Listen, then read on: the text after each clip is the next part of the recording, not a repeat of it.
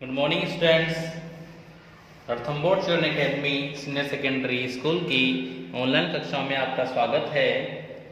हम कक्षा 9 विषय सामाजिक विज्ञान जिसका अध्याय 2 भारत का भौतिक स्वरूप चल रहा है और इसमें हम भारत के भौतिक प्रदेशों के बारे में पढ़ रहे थे, जिसमें भारत के भौतिक प्रदेशों में हमने बांटा था हिमालय पर्वतमाला, उत्तर का विशाल मैदान, थार का मरुस्थल, तटीय मैदान, द्वीप समूह और दक्षिण के पठारी क्षेत्र।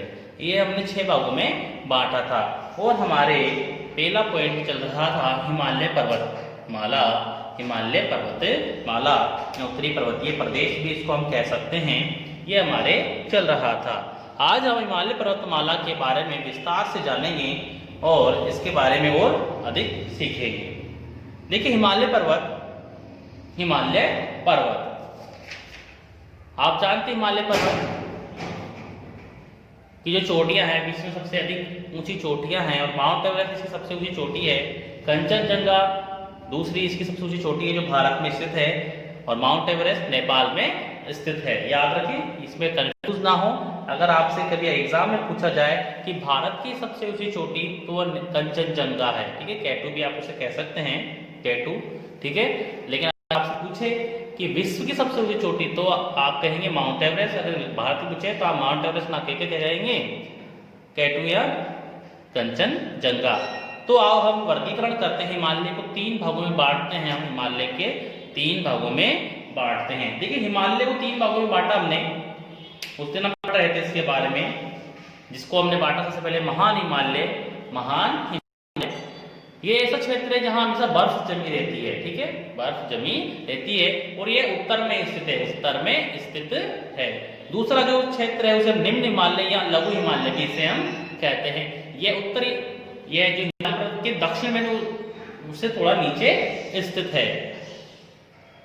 और तीसरा जो है शिवालिक हिमालय, इसे उप हिमालय भी कहा जाता है और बाह्य हिमालय भी इसे हम कहते हैं। तो इस प्रकार से 3 भागों में बांट दिया।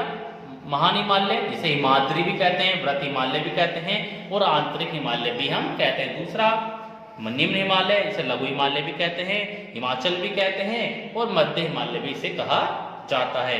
बीच में स्थित है ये महान हिमालय और शिवालिक हिमालय के श्रेणी के बीच में। शिवालिक हिमालय इसे उप के एवं बाह्य हिमालय के नाम से भी जानते हैं।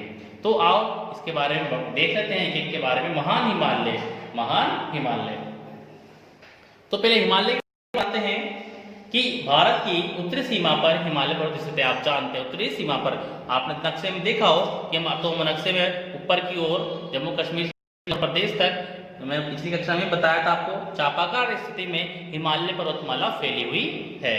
उत्तर दिशा में है, हमारी सीमा भी वो बनाता है। हिमालय विश्व की सबसे ऊंची पर्वत श्रेणी है, याद रखिए, सबसे ऊंची पर्वत श्रेणी है क्योंकि सबसे ऊंची पर्वत चोटियां इसी में ही हैं। और सबसे नवीन श्रेणी भी है, याद रखिए, सबसे नवीन श्रेणी भी है जो पश्चिम पूर्व दिशा में सिंधु नदी से लेकर ब्रह्मपुत्र तक फैली हुई है। कहां तक फैली हुई है?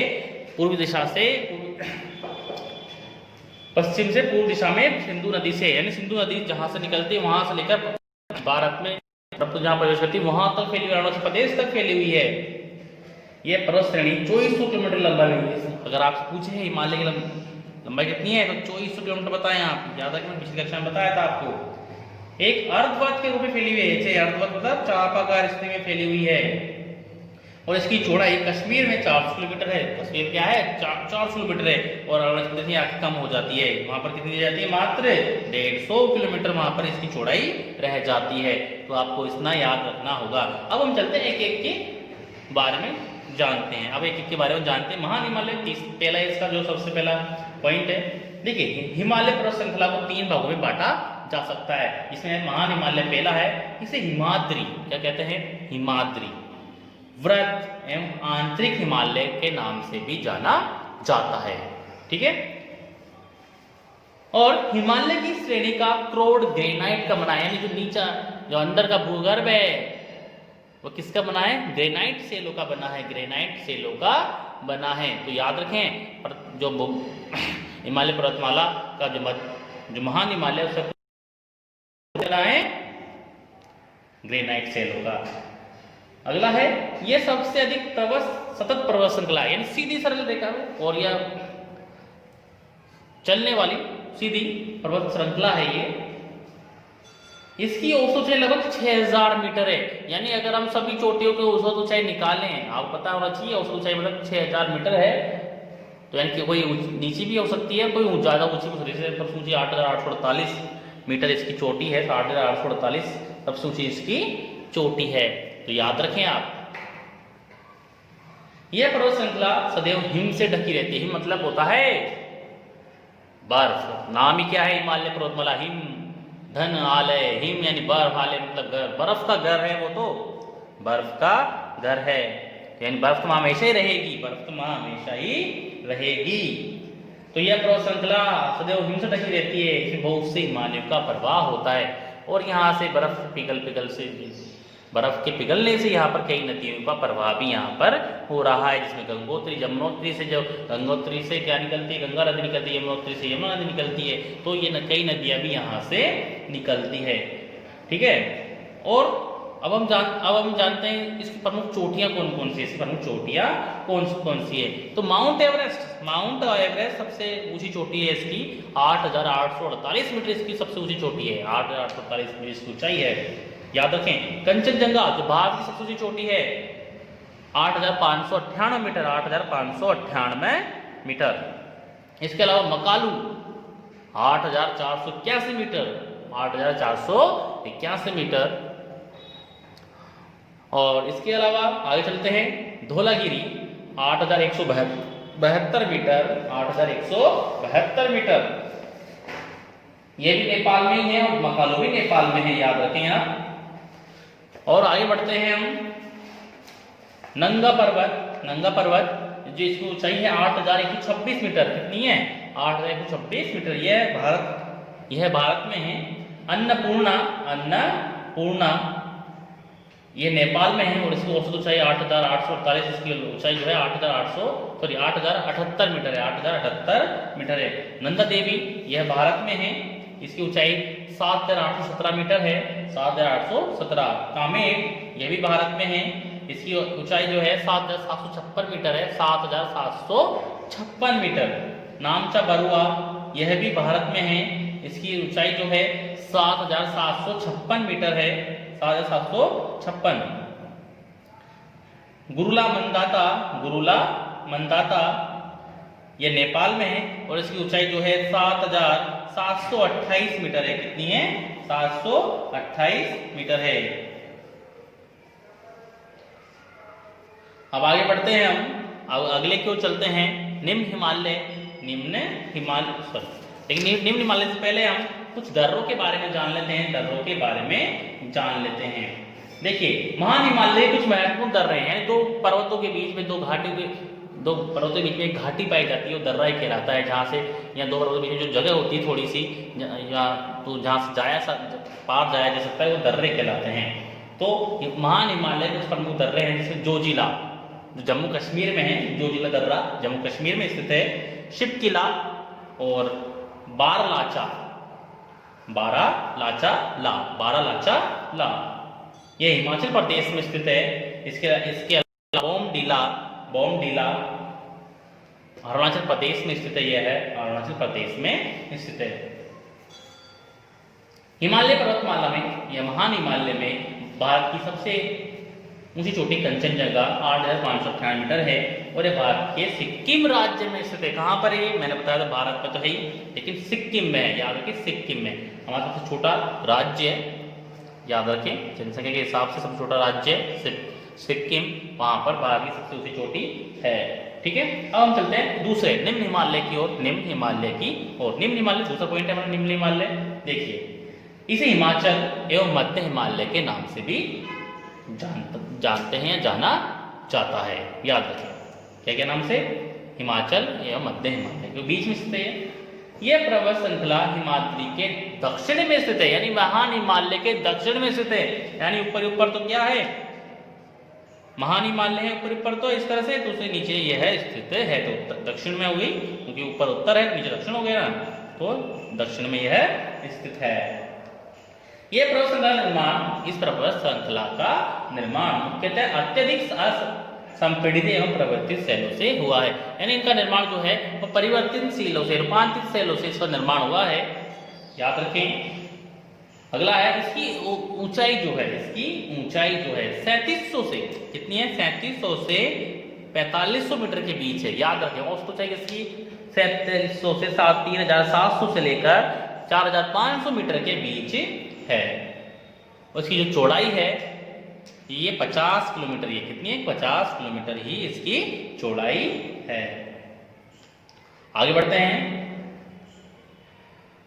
इसमें पीर पंजाल इसकी सबसे लंबी श्रेणी है, पीर पंजाल सबसे लंबी चलने वाली इसकी श्रेणी है पीर पंजाल। अन्य श्रेणियों में धौलाधर एवं महाभारत श्रेणियां प्रमुख हैं, याद रखिए। पीर पंजाल सबसे लंबी श्रेणी है और इसके अलावा इसमें धौलाधर और महाभारत श्रेणियां भी मौजूद हैं। इसी पर्वत श्रृंखला में कश्मीर घाटी, कांगड़ा एवं कुल्लू घाटियां जो हिमाचल प्रदेश में स्थित है ना, कुल्लू घाटी स्थित है, ये प्रमुख है।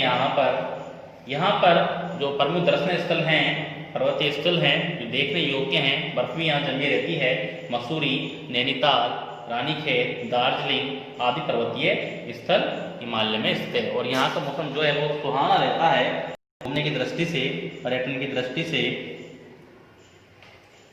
अब चलते हैं शिवालिक हिमालय, जो हिमालय की तीसरी अवस्था है, शिवालिक हिमालय। इसको हम किस नाम से जानते हैं, उप हिमालय, बाह्य हिमालय के नाम से भी इसे जानते हैं। देखते हैं, उप हिमालय और बाह्य हिमालय इसके नाम हैं अन्य। इसकी जो चौड़ाई है 10 से 50 किलोमीटर, कितनी है, तो 10 से 50 किलोमीटर। आप याद रखें, महान हिमालय की 400 थी कश्मीर में और अरुणाचल प्रदेश में 150 रह जाती है, ठीक है, 50 रह जाती है।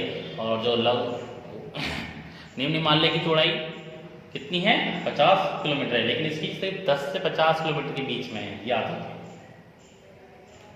यह ऊंचाई 900 से 1100 मीटर के बीच में, यानी अपेक्षाकृत कम ऊंचे पर्वत है, 900 से मात्र 1100 मीटर तक इसकी औसत ऊंचाई है। इस पर्वत श्रृंखला का निर्माण महान हिमालय एवं निम्न हिमालय से नदियों द्वारा लाए गए असंपीड़ित अवसादों से हुआ है। यानी जो महान हिमालय है, जहाँ से नदियां, वहां से जो नदियां निकलती है, जो अपने साथ तलछट बहा बहाकर, अवसाद बहा बहाकर लाती है, उनकी जमने से इन इस हिमालय का निर्माण हुआ है, याद रखें। निम्न